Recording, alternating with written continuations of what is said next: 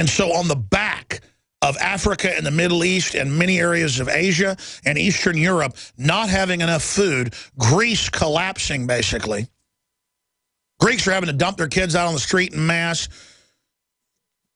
Record numbers of homeless, not drunk homeless, real homeless, right next door to resorts with rich, yuppie Americans laying around in the sun enjoying themselves while Greeks are there serving them drinks when their kids don't have food enough to eat at home.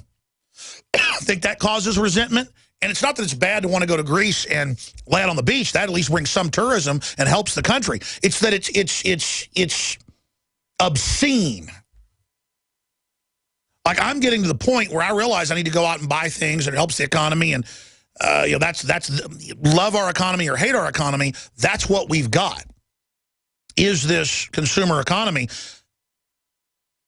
I'm trying to develop a barter economy, a grassroots economy, but at the same time, it's not evil to own a nice house or have people that work for you. That's how the economy operates. But it becomes obscene at a certain point when the whole world's collapsing and we're still sitting around having no idea what's going to happen once it gets here. And we have such a self-centered, yuppie society. Can you imagine when hard times really hit America, what it's going to be like? The answer is it's going to be hellish. It's going to be barbarous. The bigger they are, the harder they fall. When this empire goes down, which is it's designed to do, and fold into the new global order, it is going to be spectacularly horrible. And that's why elites from Israel to the United States, from Germany to France, from England to Australia are buying armored redoubts in the middle of nowhere around other armored redoubts with private security forces already ready. Or they're moving to Switzerland or Luxembourg. And I said I'd go to your calls, and I'm ranting. It's just that a caller points out the clear evidence that this Ebola thing stinks to high heaven. And then Obama, we break this down in the Obama deception. He was president-elect when we made it. It was released 1 month after he was in office. 2 months after. And we exposed that he will invade Africa, that they will turn loose radical Muslims in North Africa to invade the whole area, use that as a pretext to roll in, invade, and take over. And how they would then use bioweapons to depopulate. And then people see it happen, like, how do you know this? Because once you know, you understand the modus operandi. And it's not that Obama himself is doing it, it's that he's the front man, because you got to have a black face on it or the people resist it. The British Empire never went away 60 years ago. It learned to remove its flag, put in its corporate front people, and then the locals will put up with 3-4 times the abuse from a local guy that looks like them. Then they'll put up from some white queen on the money. You take the white queen off the money and you put a black guy on the money, and the people put up whatever they want. I'll skip this network break, as I said, I go to your calls to gain that time back. Nathan in Kansas, you're on the air. Go ahead. Hey, can you hear me? Yes, I can, sir. Thanks for holding. Hey, thank you. Hey, I wanted to rewind the clock a little bit, going back to early this year to January sometime. Alert, FEMA seeks biodisposal for 1,000 hospital tents, and the tents, the gear, and also the disposal, the dumpsters to get rid of it all. You remember that? I do vaguely remember that, and your point's really well taken. Your audio's a little low. Talk right into your phone and repeat that headline again. Okay, basically, I wanted to get back to a story that came out earlier this year, and it said, alert, FEMA seeks biodisposal for 1,000 tent hospitals within 24-hour notice. I remember that. I think that plays into the open borders and Ebola in some type of way. Well, they're constantly buying billions of bullets and armored vehicles and building they've been buying huge incinerators, Homeland Security, for hundreds of millions and placing them all over the country. They've been digging in like the end of the world's coming. And the government's running around scared to death, acting like it's real. So I don't know what they've told them. I know it's in a lot of the open documentation. I mean, they have the Army training and the Marines to mow down whole cities, okay? In that, I think they call it an RFI, they were actually testing the responsiveness.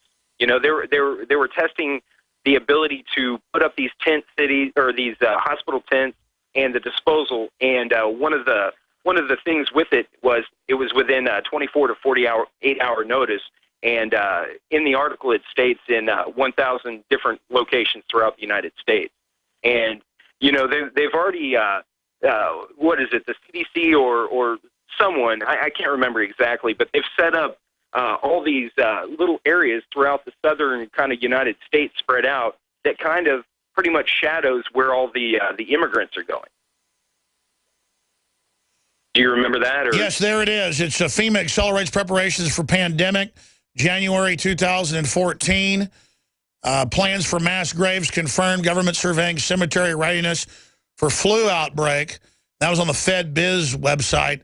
What was the exact headline? Because we've been trying to find it, and I remember the article. It was about 6 months ago. Give me the exact headline again. There it is. No, that's an older article from 2009. Go ahead. Alert. FEMA seeks biodisposal for 1,000 tent hospitals within 24-hour notice. That's it. Alert. FEMA seeks 1,000 tent hospitals within 24-hour notice. All right, we'll put that up on screen. Thank you so much for pointing that out. That's when I say I've got all this background that I'm concerned with. There's just so much intel, so much data. Even if the threat isn't real, they're gearing up, spending tens of billions on it like they never have before, hardening facilities, you name it, while trying to start a civil war between the Tea Party and the police, which they will prime the pump with false flags. That's clear. Because the Tea Party is about as pro-cop as you're going to get. I mean, to a fault. It's ridiculous how much they grovel to the establishment. And I'm not attacking police either. I'm just saying it's ridiculous to claim the Tea Party's going to link up with Muslim extremists. The Tea Party's going to blow up police. Any cop out there who's got any brain cells knows that's propaganda. So the question is, how will they sell the attack? They will provide the patsies. So you can see different game plans they've got, and you can see it all starting to come to a big, disgusting head right now. Anything else? Yeah, actually, one last thing. You know, we've been talking about, or you've been talking about just being prepared and, you know, eating right and all that. And my thing is, everybody needs to get the survival seed, you know, little vaults and things like that. But before you do that, you need to actually grow the food. You need to actually start a garden and learn how to actually garden. I mean, if you're going to depend on a survival seed vault and you've never grown before, you're in for a surprise. I mean, you actually need to get your gardens going, and it doesn't take much, and you can literally go out into your backyard and pick your dinner. I hear you, and I appreciate your call. I've got fruit trees and a garden we plant, an early spring garden, a summer garden, and a fall garden. And especially if you have children, it's so much fun. Even if you have a small backyard, it's pretty easy to do.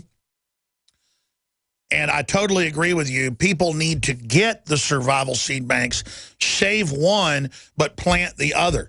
Even if you live in a city, they'll have community gardens where you can go get a free plot and plant it there. And it's just so enjoyable to take your own watermelon home, to take your own squash home, to take your own tomatoes home, to take your own peppers home.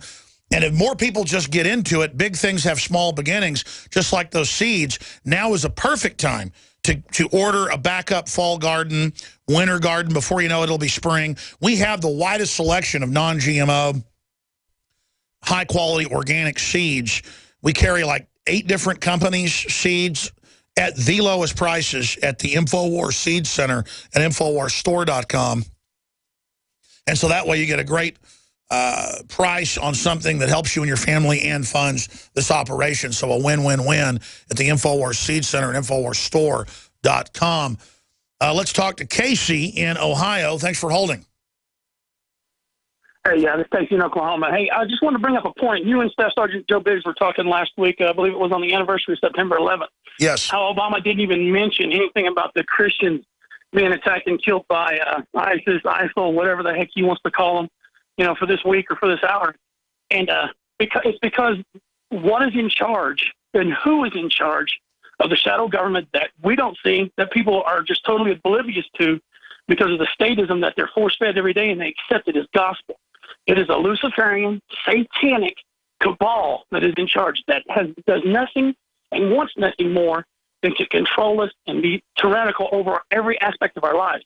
I know you said you just want people to talk about Ebola and stuff like that. You know, and earlier you had said something, what is it, the year of chaos?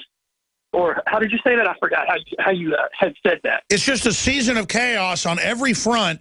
The people running world civilization are trying to wreck things on purpose, and we even have their own documents, like Agenda 21, where they admit it. Exactly. And see, it goes back to something that this is in the Bible, that the disciples came to Jesus and asked him, what would be the signs of the times of the end of the world? Jesus told them there will be wars, rumors of wars, famines, pestilence, earthquakes in diverse places.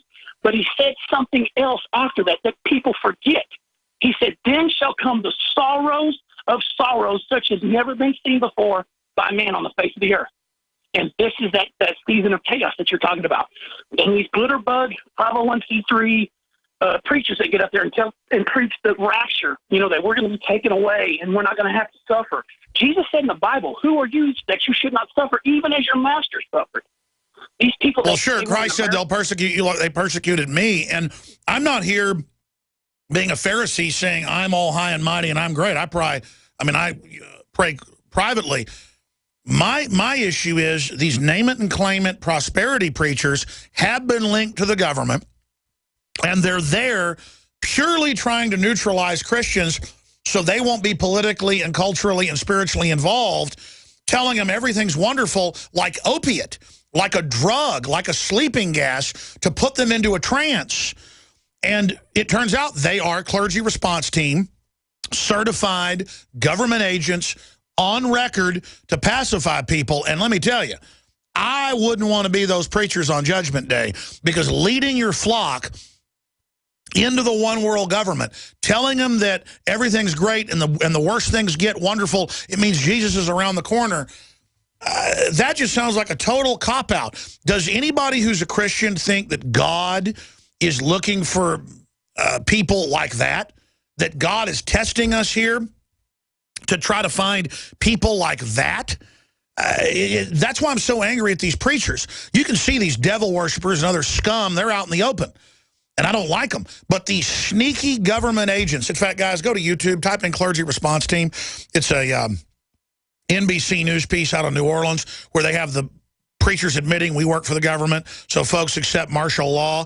We broke that 3 years before with Pastor Butch Paul here on air, before it was finally admitted on the news. But now they think we're so stupid, they admit that they've turned most of our preachers into actual government agents, which totally violates the First Amendment. The First Amendment says government isn't supposed to be involved, not that government has a jurisdiction over religion. God bless you. I appreciate your call. We're going to go to break and come back with Kelly, Barbara, Frago, Paul, and others. But before I do that, let's go out to break with this TV news piece on the Clergy Response Team. Let's start it at the beginning. And then we'll go to break and come back. Reality in America. Some fear any nuclear, biological, or chemical attack on U.S. territory might trigger just that. And as KSLA News 12's Jeff Farrell discovered, the clergy would help the government with potentially their biggest problem, us. From my cold, dead hands. Charlton Heston's famous declaration captures a truly American value, the overarching desire to protect our freedoms. But gun confiscation is exactly what happened during the state of emergency following Hurricane Katrina in New Orleans. U.S. troops also arrived, something far easier to do even now thanks to last year's elimination of the 1878 Posse Comitatus Act. That forbid U.S. troops from policing on American soil. If martial law were enacted here at home, like depicted in the movie The Siege, easing public fears and quelling dissent would be critical. And that's exactly what the Clergy Response Team, as it's called, helped accomplish in New Orleans. Jeff, the primary thing that we say to anybody is let's cooperate and get this thing over with, and then we'll settle the differences once the crisis is over. Such clergy response teams would walk a tightrope between the needs of the government versus the wishes of the public. In a lot of cases, these clergy would already be known in the neighborhoods. And again, they begin the report saying under martial law, the Clergy Response Team will make you basically submit. We're going to break down what these wolves will do during a disaster. We're on the march. The